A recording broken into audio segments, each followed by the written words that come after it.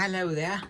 I don't necessarily know why, but a lot of people ask me to show the machines that I sew on to make stuff. I've got 3 in this room. I'm trying to save up for a 29-17 patcher machine, which has a head that will swivel, let you sew up into things. It's for, not that I'm going to do patches, but anyway, this is a Cobra Class 26. This is made by the Leather Machine Company out in California. No, it's not made by, just stuck that there, an extra BMW badge. I kind of stuck that there humorously. This will use a lot of different thread, but my choice for everything on this, I have a lot of different colors. I've got all sorts of different colored threads over there. That's actually a bell that came out of my great-grandmother's schoolhouse. It says 1886 on it.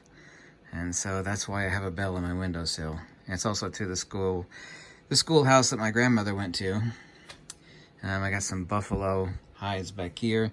Down here I have all sorts of clasps and buckles and rivets. These are Belgian solid brass jiffy rivets. And there's a holster that I made for myself and all sorts of dies and whatnot. Anyway, there's no plastic inside this machine. The whole thing is driven via belt, and there's a speed reducer down here. There's the bobbin winder.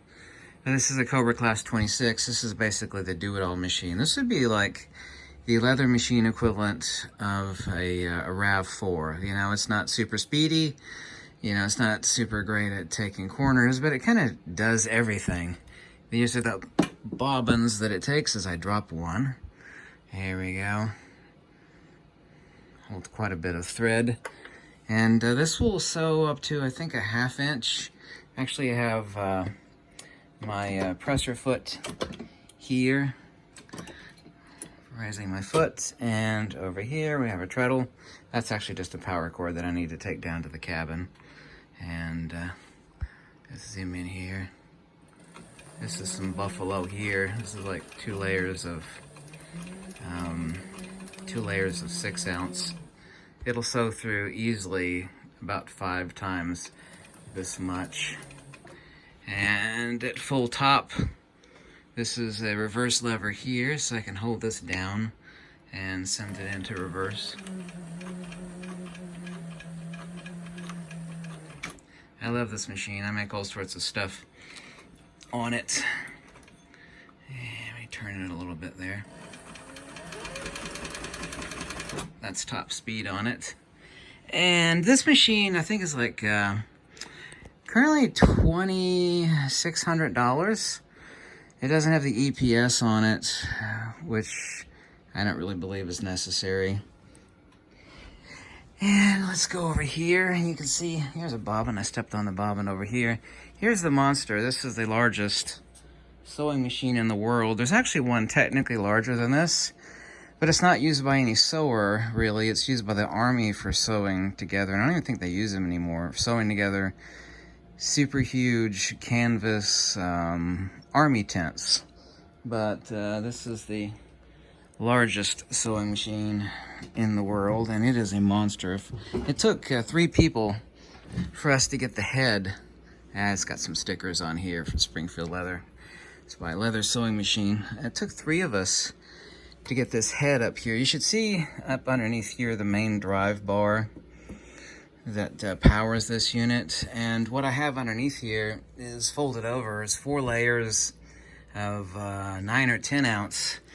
And it will easily do 2.5 times as much as what I have underneath here. I always wear glasses using this sewing machine because the sewing machine will not bend or break a needle. It doesn't break them at all if you actually do things really stupidly.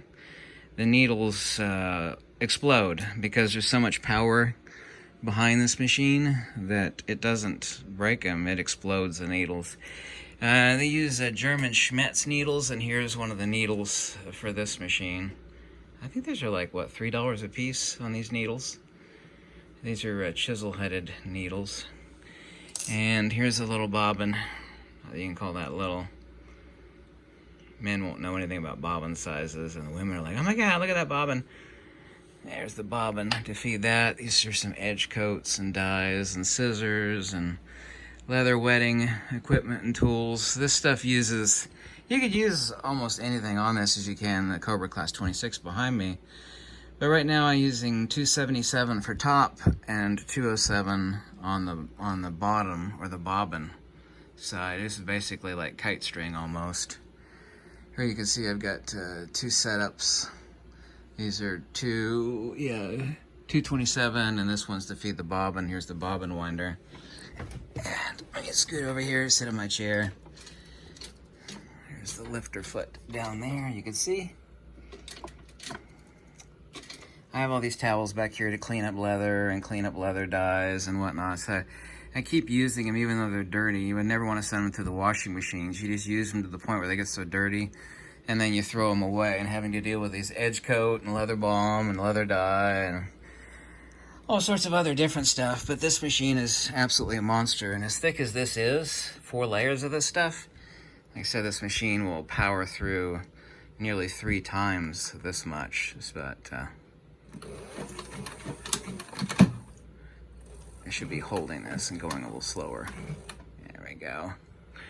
And here's the reverse on this machine. You want to throw it into reverse. You have to stop everything you're doing and throw it into reverse. But this is the Cobra Class 4. This machine is currently I think it's $3,500, $3,500 on the Leather Machine Company.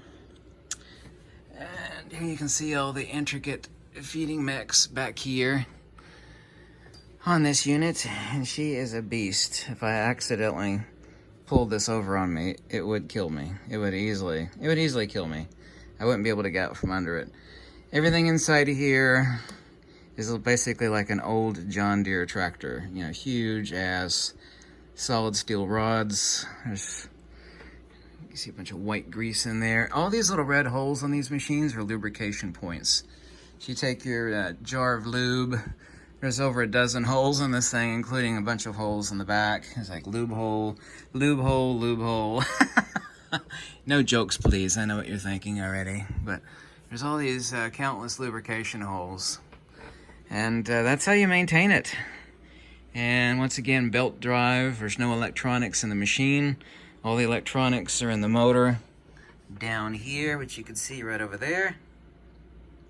Can increase or decrease the speed, but you don't want to go too fast on a machine like this, especially if you're sewing honking thick stuff like this. So I love this machine. It's great. I got 2 lights on this. These actually ship with 1 light, but it's not enough for me.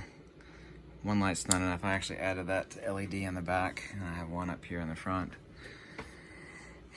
And this is where I actually decouple the thread from the needle and stick your bobbin on here. But I actually use a bobbin using a hand drill because it's a lot faster than the bobbin winder on this machine.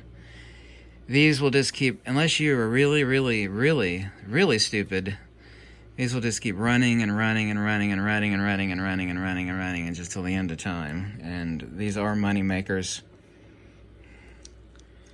And how big is that compared to the needle on your sewing machine? Yes, I know most men don't sew, obviously so. So there you go. There's a look at the Leather Machine Company Cobra Class 4, the monster, the be-all, end-all of sewing thick-ass leather. What would you actually sew on this? You don't need the machine behind me, the first machine. You sew belts and basically anything on. This is for sewing saddles, thick holsters, which I make plenty of holsters. I have common use holster patterns over here. Those are actually, I got a lot of holster patterns, but these are some recent holster patterns, like for a G19X. I've got down here. I've got common use patterns over here on the wall.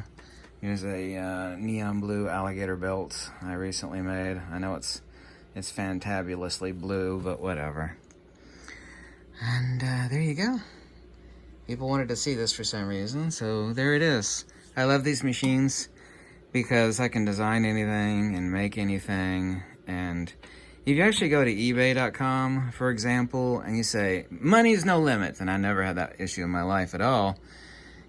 Money's no limit. Like, I'll spend whatever it takes to get like a super thick messenger bag or like an epic holster. you know, unless you know somebody with one of these machines that actually can make it, you can't get it. It doesn't exist commercially. Even the most expensive, super, super expensive leather messenger bags are thin, garbage, crap leather. And, you know, just not going to put up with it. Been doing leather work for countless years. I basically started to make my own stuff by hand because everything out there, regardless of the price, was just junk. And so I progressed from there, so that's how I got into that. Yeah, the thread on this stuff is really, really thick. Thanks for watching, and have a lovely weekend.